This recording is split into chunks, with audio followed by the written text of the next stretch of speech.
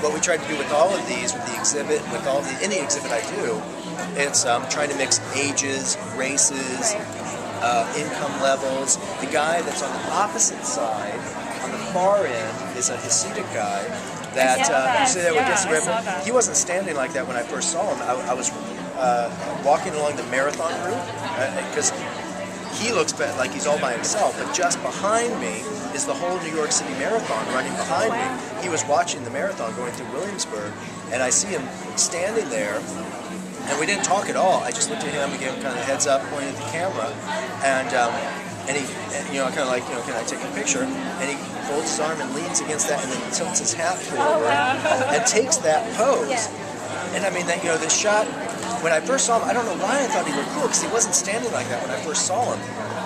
But I don't know, I just felt something. Well, I mean, I don't know why I thought it would be a good picture, because he wasn't standing that way. But for some reason, I, said, can I take a picture? And then he took the pose. And I thought, it was so cool that this guy, most of the City guys in Williamsburg are so serious and so kind of whatever. For him to take that pose and tilt his hat forward and all that, that's what I really love about this mix of photographs, is you have some guys who are really rich. The guy that looks the most poor, the guy right over here, a lot of people think he's homeless, buys all the antiques from Ralph Lauren. So, I mean, he probably makes more money than anybody on all of these pictures. And, the other guy who looks super cool is like a Hasidic Jewish guy. And, another guy from Coney Island, he wanted me to give him $1 to take his picture. Have you ever had anybody decline? Oh, all the time. Oh, yeah. Because not everybody knows who I am, and I keep going to all these different cities.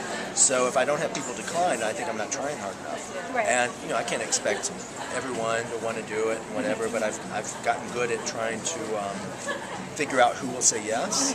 But that's the fun part of it, the challenge. Do you have favorite cities as far as? I love Milan. Milan? I love Milan. And I love Toronto.